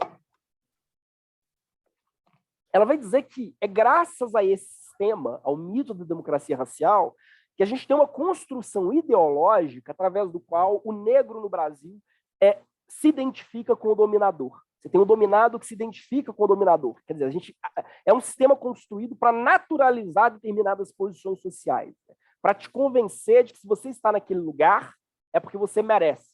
Porque, na verdade, existe uma estrutura lógica absolutamente justa que te põe naquele espaço. Até uma frase do Milor Fernandes, que é assim, né? Milor Fernandes ele vai dizer, né? No Brasil não tem racismo porque o preto sabe o lugar dele. É um pouco isso que a Lélia está dizendo, né? Ela vai dizer, olha, ela vai ela começa, inclusive, o ensaio, né, citando um episódio semi-ficcional, citando um episódio que ilustra um pouco o tom do texto, né? Que é a de um grupo de pessoas negras convidadas para participar de uma festa de lançamento de um livro sobre pessoas negras, mas escrito por pessoas brancas. Aí ela vai descrever, né, um fuzuê que aconteceu durante o lançamento desse livro, né? E tem algumas passagens que eu acho divertidíssimas. Foi então que uns brancos muito legais convidaram a gente para uma festa deles, dizendo que era para a gente também, negócio de livro sobre a gente. Aí, quer dizer, os negros eles ficam no fundo da festa, eles não conseguem se sentar à mesa. Aí uma moça pede, né, pede espaço, tipo, olha, deixa eu sentar, né, deixa a gente participar. Aí os brancos ficam com raiva. E aí o narrador, né, o narrador que a Lélia coloca, né, nesse microconto, né, ele vai dizer: tá na cara que os brancos ficaram bravos, tá na cara que os brancos ficaram brancos de raiva e com razão.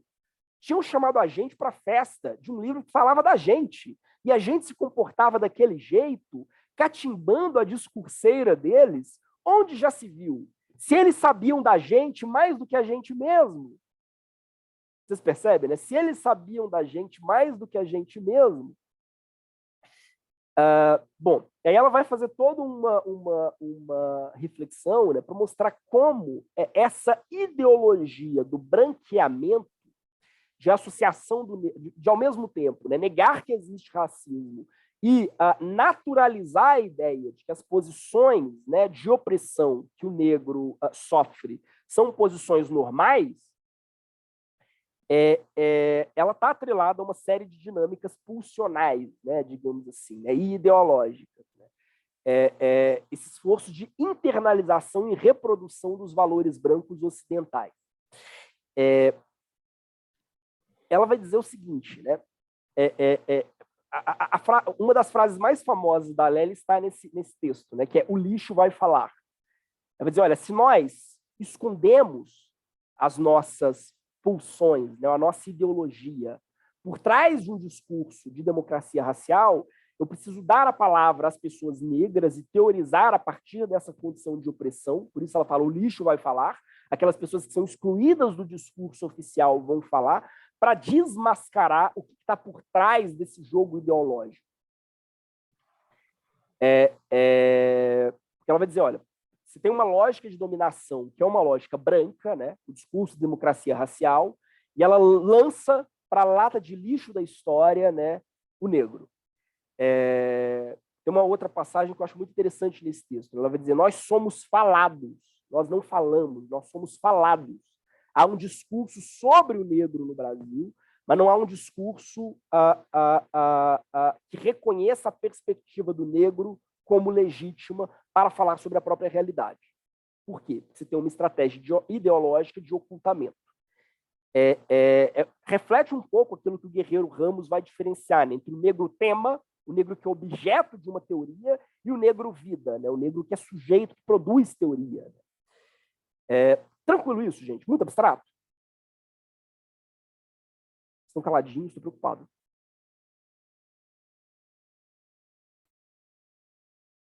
Mesmo? Ninguém me odeia? Vou começar a fazer igual a Júlia, né? Tipo, Murilo, Vitor, fale mais sobre isso. Bom, ela tem uma outra expressão que eu acho que também é muito emblemática. Ela vai dizer: olha, o Brasil oculta revelando as marcas da africanidade. Quer dizer, você pega o carnaval, né, vai ser o foco do texto dela. O carnaval ele é uma espécie de encenação ou de reencenação ritualística desse mito da democracia racial. O carnaval seria a prova, né, para o mundo de que o Brasil é um país marcado pela igualdade racial, né? E o auge disso é o fato, é a figura da mulata. A figura da mulata, a figura da mulata mostra, né? A Lélia usa até um termo forte, né? Que é o reinado do escravo, tornado senhor, né? Ela joga um pouco com a dialética do senhor e do escravo do Hegel, né? para dizer que, olha, o carnaval é o reinado do escravo, né? É o espelho, né? Através da figura da mulata deusa do samba, de que nós vivemos em um país que abraça a sua negritude. Mas ela vai dizer, esse abraço à negritude, né, é uma estratégia de ocultar revelando. Eu revelo como é que eu vou dizer? Eu revelo a ancestralidade negra no Brasil na figura da mulata deusa do samba, precisamente para ocultar, para esconder as dinâmicas reais de poder que atravessam, vamos dizer assim, a história brasileira. Né? Então, você tem, por um lado, né, aquilo que a nossa consciência diz, né, aquilo que a nossa consciência aceita como legítimo, mas você tem uma série de exclusões inconscientes. Por que a gente oculta isso? Né? Porque a mulata, que é essa figura que a gente exibe no carnaval, é a doméstica. É a doméstica que a gente oculta. A mesma mulher que, na festa de carnaval, está seminua, dançando na avenida, é aquela que vai para o elevador de serviço, que não pode transitar pelo elevador social no dia a dia. É aquela que a gente diz que é quase da família e mantém trancada em casa. Vocês percebem? É aquela que aquela que serve para a iniciação sexual, mas não serve para o casamento. É aquela que ela está sempre, quer dizer, então eu tenho por um lado, né, uma espécie de fetichização performática do corpo negro, mas ao mesmo tempo eu tenho um sistema de exclusão violenta desse mesmo corpo no dia a dia, no cotidiano. E essas coisas, elas estão imbrincadas. Ela vai dizer, olha, se a gente separa, quer dizer, por um lado eu encontro a dona Janete sambando no carnaval de tanga e falo, que legal, vou tirar foto, né? E do outro eu peço para a dona Janete, nos demais dias da semana, para pegar o elevador de serviço, porque afinal eu não quero encontrá-la no elevador social, né? Ela vai dizer, esse jogo de ocultamento e de revelação é pura ideologia. E a figura da mulata e a figura da doméstica, no fundo, são uma só. Elas convergem, né? E isso ela vai usar até para mostrar a persistência do racismo no Brasil, né? Elas convergem na figura da mucama, da mãe preta, que é aquela que, ao mesmo tempo, presta serviços domésticos e presta serviços sexuais. No nosso imaginário, hoje, diferentemente de 100 anos atrás, a gente dissocia. Uma coisa é a mulata que eu desejo no carnaval e outra coisa é a doméstica que eu escondo no meu elevador de serviço. Mas, no fundo, as duas convergem para essa figura típica do sistema escravista, que é a mucama, é a mãe preta. E aí ela vai dizer, né? Como o Vitor comentou, né? Às vezes me parece algo mais que objetificação, né? Dominação do que fetichização. Né? Não eu usei fetichização, mas não é um termo que ela utiliza, estou usando de forma imprópria. Imprópria mesmo, assim, não estou reivindicando a categoria lacaniana de fetiche, não. Mas ela vai dizer o seguinte, e aí um outro ponto aqui, né? Uma outra cilada para que isso seja tão sensível para nós. A mãe preta é a mãe. Desde o Brasil colônia, né, a verdadeira mãe é a mãe preta. Como assim? A figura que exerce a função de cuidado, toda criança, em tese, pelo menos com base na psicanálise, precisa de uma figura de cuidado. Pode ser a mãe, o pai, a avó, a tia, pode ser um cachorro, mas alguém que, sei lá, você pega os meninos do Peter Pan, quem exerce a função de cuidado é um cachorro, né? Literalmente a mãe deles é a Naná, que é uma cadela. Mas você pega a figura de cuidado, você precisa ter uma pessoa que exerça essa função, que é a função de cuidado. Não posso naturalizar essa função na figura da mãe biológica, mas eu preciso ter uma figura que é a figura que exerce a função de cuidado. É isso que a Lélia Gonzalez está chamando de mãe. Você precisa ter a figura de cuidado. Quem exerce a figura de cuidado, tanto das pessoas brancas quanto das pessoas negras no Brasil, não é a mulher branca, é a mulher negra. É a babá, é a empregada doméstica, é a mucama. Então ela vai dizer, olha, por que isso é interessante? Porque a mãe, quer dizer, a pessoa que exerce essa função de cuidado, é a pessoa que me insere na cultura. Ela me insere na ordem da cultura, ela me insere na ordem da linguagem. Ela me ensina a falar. Por isso que ela vai dizer que a língua oficial do Brasil é o português. A gente discrimina quem usa o português no espaço oficial, mas o português é a língua na qual nós todos fomos alfabetizados, brancos ou pretos. Por quê? Porque foram as mulheres negras escravizadas, exploradas, espoliadas, tanto de um ponto de vista de trabalho quanto de um ponto de vista sexual, foram essas mulheres que nos inseriram, a todos nós, na cultura. E é a linguagem delas que nós temos como língua materna. Então, o branco no Brasil, né, a Lélia Gonzalez vai dizer, ele vive uma espécie de, vou usar uma outra, de forma imprópria de novo, né, uma outra categoria psicanalítica, mas ele vive uma espécie de, não só, né, não só psicanalítica. Né? Aliás, é irônico isso, pensando aqui. Realmente. É um termo que o Dubois vai utilizar para pensar a condição do homem preto na América, mas que serve, em certo sentido, para a gente refletir sobre a condição da pessoa branca no Brasil. O branco ele acaba tendo uma espécie de dupla consciência. Como assim uma dupla consciência? Né? Por um lado, os valores nos quais ele foi educado são valores filtrados pela cultura afrodiaspórica, que não tinha como deixar de ser em virtude do papel da mãe preta, mas, por outro lado, no espaço oficial, ele joga isso para debaixo do tapete, porque ideologicamente ele precisa rejeitar esse lugar. Por isso, o racismo é tão violento. É uma espécie de racismo que ele também tem uma dimensão de autonegação. Por isso, inclusive, que ela vai trocar, né, a ideia de América Latina pela ideia de Améfrica Latina. Né? Por que Améfrica Latina? Porque acentua esse papel central da mulher negra como formadora de cultura. Nessa condição de hiperexploração e de violência a qual ela está submetida, ela constrói cultura. E essa cultura ela é violentamente reprimida pelas mesmas pessoas que, em alguma medida, foram educadas no seu próprio seio. Né? Então, essa dissociação, né, entre a mulata, no mito de democracia racial, né, e a doméstica, ela traz uma espécie de verdade fundamental oculta, que a gente tenta recalcar, que é o fato de que a nossa entrada mesmo na linguagem, a nossa entrada na cultura, se deve, muitas vezes, ao esforço de mulheres pretas. Você vai dizer, olha, a mãe branca é a que pare, mas, na verdade, quem educa, desde quem educa as famílias brancas de classe média e classe média alta no Brasil, né, desde o Brasil colônia até os dias que correm, segue sendo a mãe preta. Muito abstrato, gente.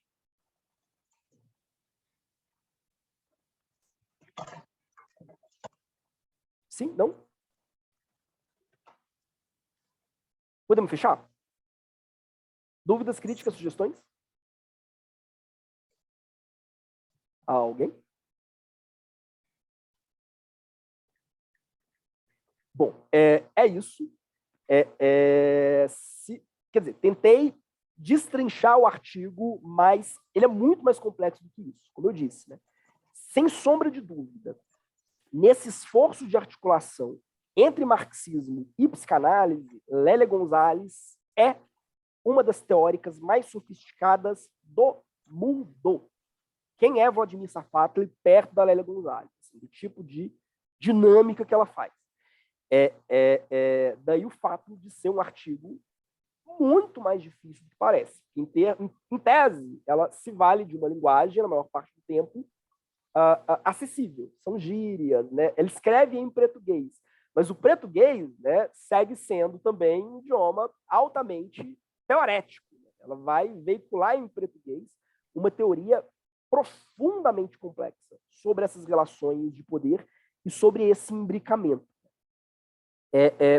Então, aí só para fechar, né? Por que eu falei de juridiquês e português? Né? Porque, no fundo, a nossa linguagem oficial, a linguagem dos nossos textos acadêmicos, por exemplo, a linguagem dos nossos documentos oficiais, não reflete a linguagem da nossa elite, pelo menos a linguagem que a elite usa nos salões ou na televisão, não é a linguagem genuína na qual nós somos educados, não é a nossa língua materna. É como se nós, na nossa vida oficial, falasse uma língua que não é a língua na qual nós somos, de fato, alfabetizados. nós fingíssemos, nós performássemos uma cultura que não é genuinamente a nossa cultura. A gente trabalha num esforço sistemático para rejeitar a centralidade que o pensamento afrodiaspórico tem na formação da nossa brasilidade.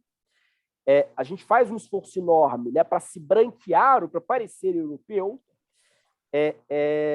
e esse esforço ele traduz uma espécie de violência inconsciente, né, contra o outro e contra nós mesmos, em certo sentido. Tranquilo? Podemos fechar? Bom, agradeço a atenção, peço desculpas se eu eventualmente ofendi alguém. Hoje estou, em homenagem a Lélia Gonzalez, né, falei um monte de palavrão para valorizar o nosso português.